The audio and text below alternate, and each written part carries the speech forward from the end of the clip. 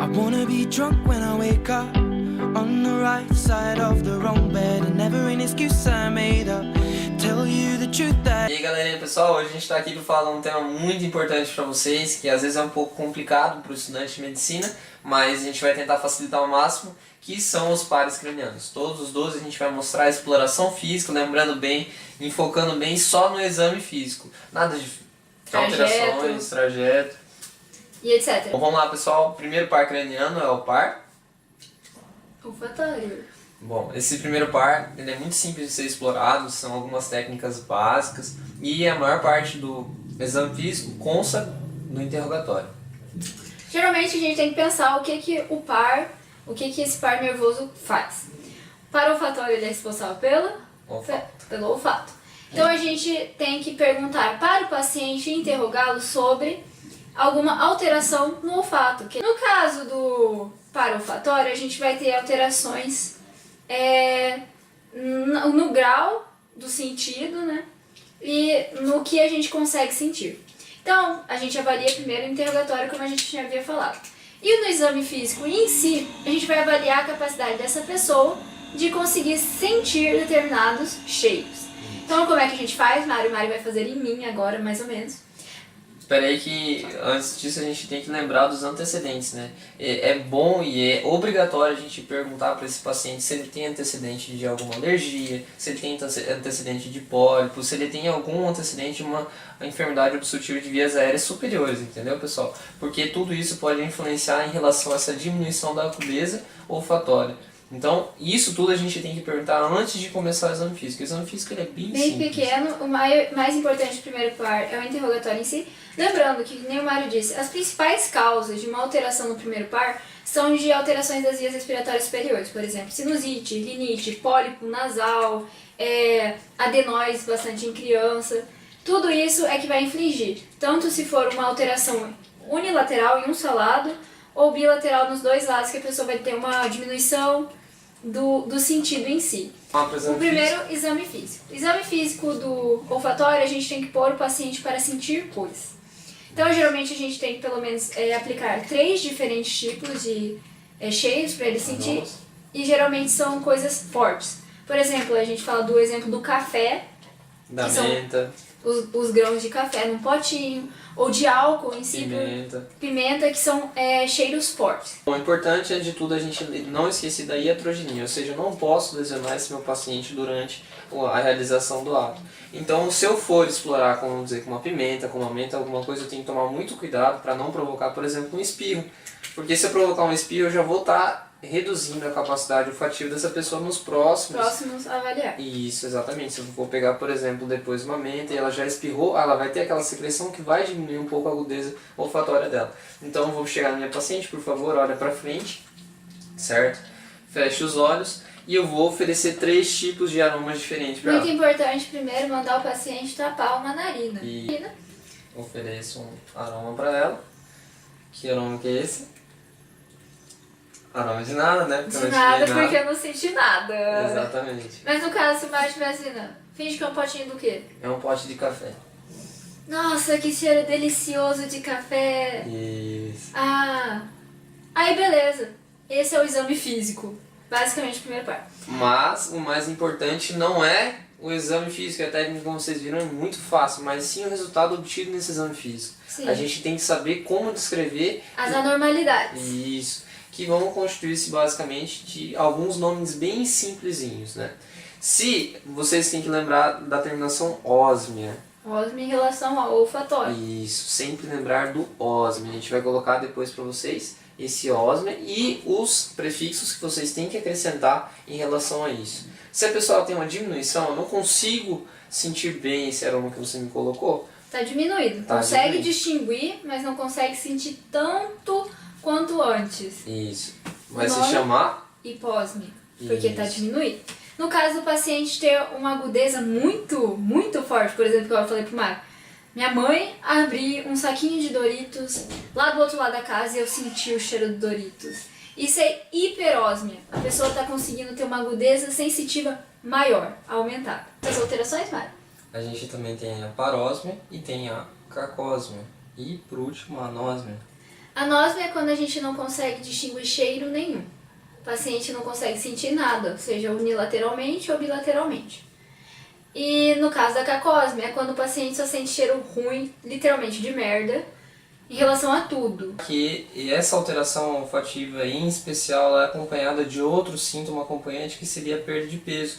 Porque como o olfato ele influencia na percepção do sabor, a pessoa ela começa a reduzir a ingesta de alimentos. Em função disso, ela começa a comer menos. Por quê? Porque ela sente de cheiro de cocô o tempo Cheiro inteiro. ruim o tempo E ela inteiro. refere, ela chega e fala pro médico: doutor, eu tô sentindo cheiro ruim o tempo inteiro.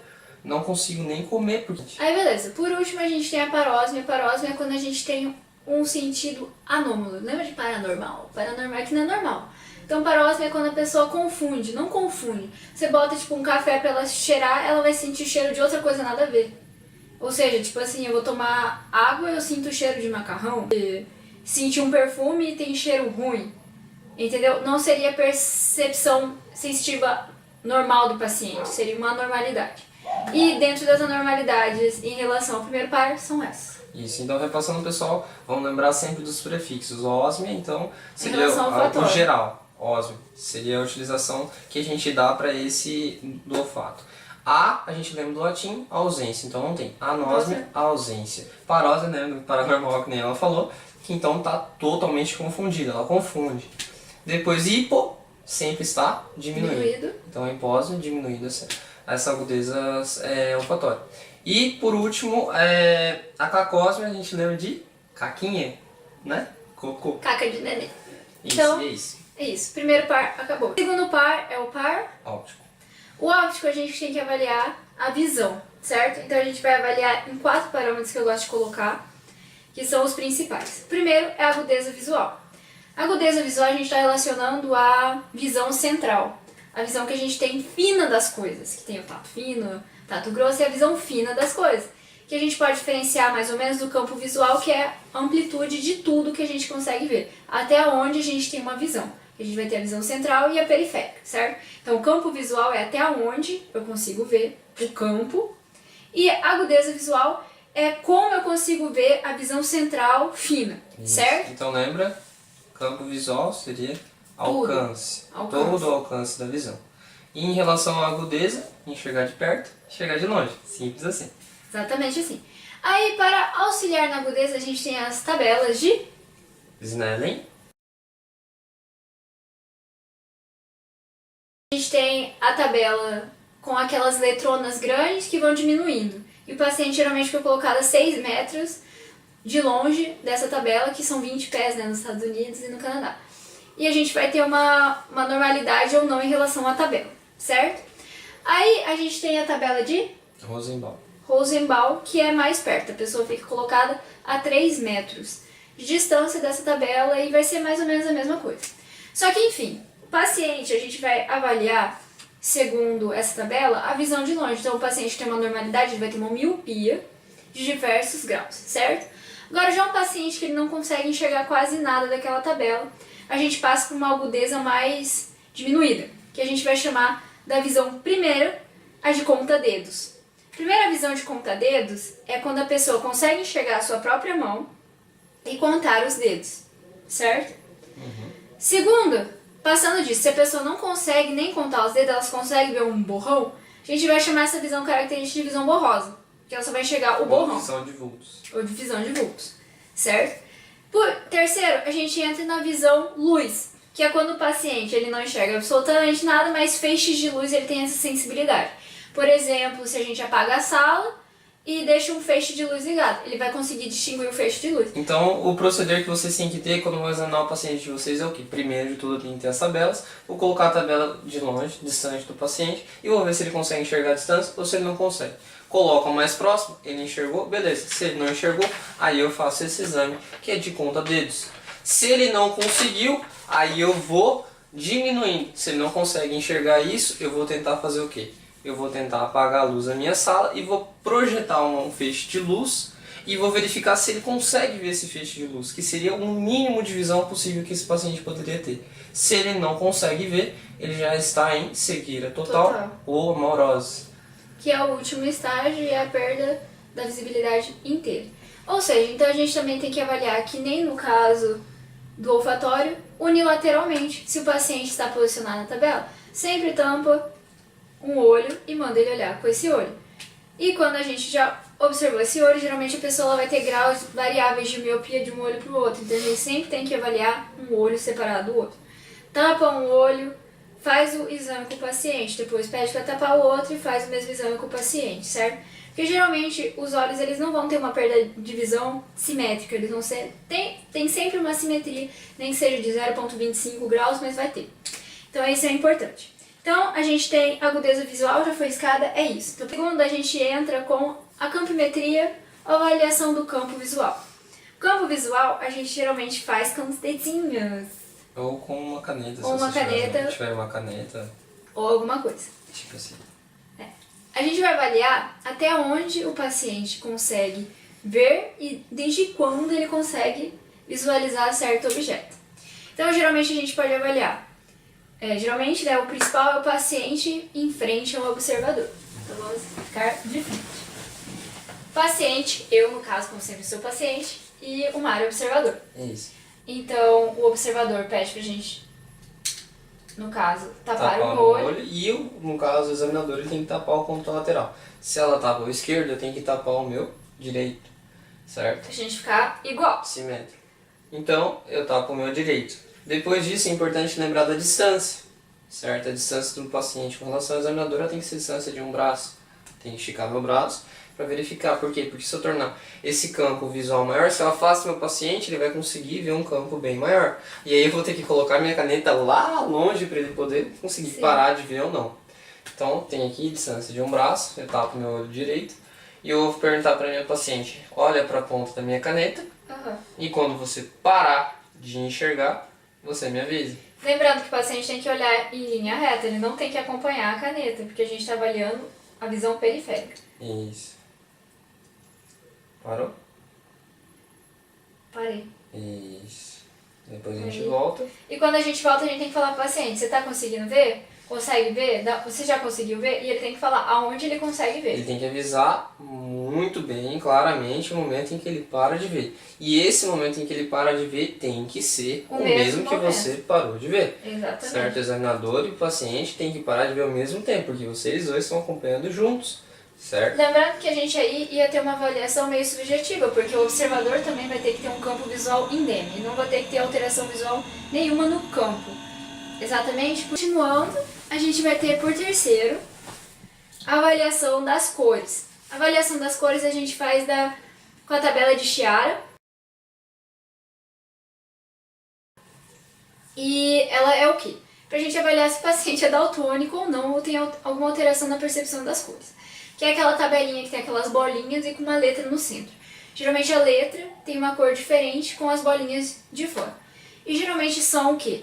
Vermelha com verde ou amarela com verde, porque o daltônico ele não consegue distinguir a diferença das cores vermelhas para as verdes ou das verdes, tem uma confusão com a amarela em si.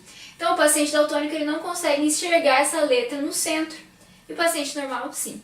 Então a avaliação das cores é basicamente isso. Bem simples. É muito simples. E por último, Exame de fundo de olho. o exame de fundo de olho, que é muito, muito, muito, muito, muito importante. No caso, por exemplo, de uma hipertensão endocraniana, de juntar um crânio encefálico, que é muito importante a gente saber se tem edema papilar e essas coisas, etc e tal.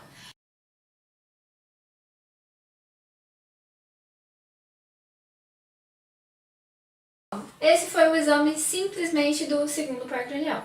Então, sempre lembrando dos 4 tópicos, que é campimetria, agudeza visual, as cores e o fundo de olho, é o exame do segundo par cranial. Beleza? Então é isso, gente. Agora pro terceiro par cranial. O terceiro par cranial qual que é? O motor. Motor ocular comum. A gente tem que avaliar o terceiro par junto com o quarto par e o sexto.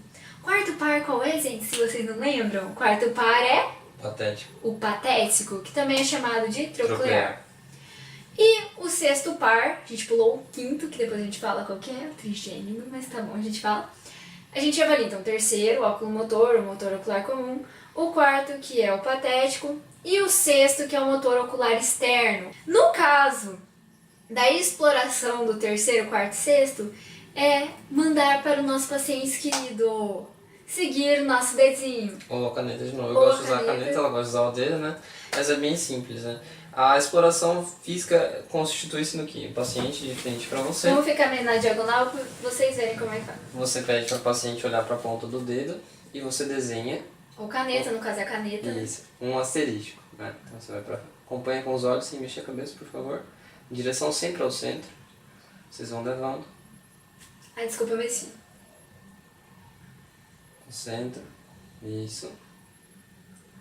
E a gente busca verificar isso aqui também, se não existe a presença de nistagmo, importante. Isso. E o que é nistagmo? Querido estudante pergunta.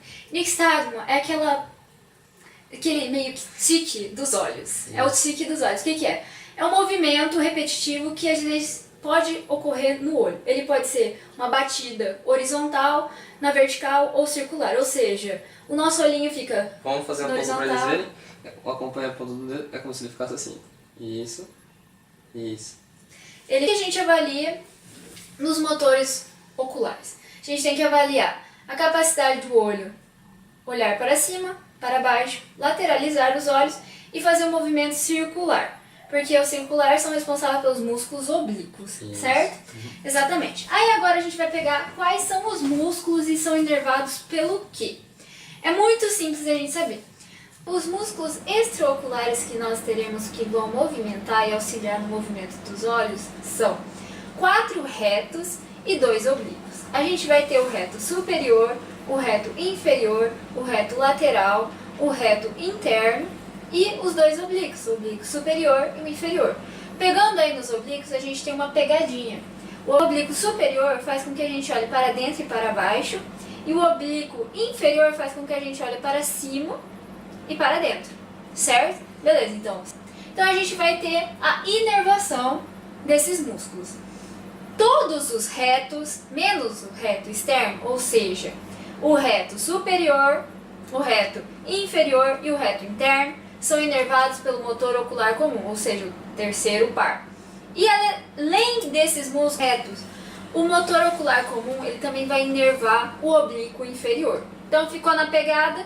Além desses, como o motor ocular comum é o que rege, é o que mais tem inervação, ele também vai inervar o quê? Os músculos das pálpebras, da pálpebra superior, de ambos os olhos, além dos músculos responsáveis pela contração pupilar, que vai dar aquele reflexo pupilar que a gente já fala daqui a pouquinho, né, Mari? Então, continuando, esse é o motor ocular comum, ele inerva todos esses músculos, beleza? Aí, o patético vai inervar só um músculo, que é o oblíquo superior, fácil de lembrar. Então, o patético inerva o oblíquo superior. E no caso do motor ocular externo, o motor ocular lateral, ele vai inervar quem? O reto lateral. Simplesmente isso, essas são as inervações dos músculos extraoculares. Então, ademais daquele exame físico que a gente já tinha falado, que é do asterisco, tal, é só isso. Mas o que a gente pega também quando a gente vai avaliar o terceiro, o quarto e o sexto par? A gente tem que avaliar a pupila. Quando a gente avalia a pupila, a gente avalia em 2 parâmetros. Primeiro a gente vai avaliar o quê? O primeiro parâmetro é o tamanho e a simetria pupilar. O tamanho da pupila a gente avalia se ela está pequena ou grande. Normal, ela está em média de 4 a 5 milímetros, certo? Se ela estiver menor, ela vai estar contraída, que é o que a gente chama de mioses. Se ela estiver maior, a gente chama de midríasis, que ela vai estar dilatada. Então essas são as alterações de tamanho, certo? Simetria a gente fala em relação a uma pupila estar simétrica ao outro lado. Então se a gente tem pupilas simétricas, elas vão estar do mesmo tamanho. Seja elas de tamanho normal, seja as duas em miose, seja as duas em midríase, certo? Agora, se a gente tem uma assimetria, uma alteração de tamanho para para o outro olho, a gente chama de anisocória. Anisocória é o termo designado para uma pupila de tamanho diferente da outra, certo? Beleza?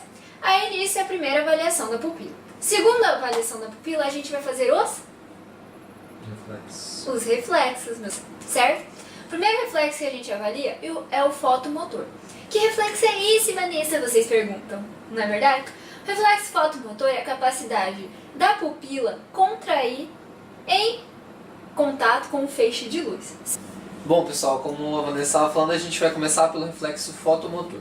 O reflexo fotomotor ele consiste na contração da pupila quando ela entra em contato com o feixe de luz, né? E vocês podem utilizar qualquer coisa que vocês tiverem à disposição, seja uma lanterninha ou então o celular de vocês. Aí vocês entram lá na lanterna e vocês vão primeiro posicionar o paciente, por favor.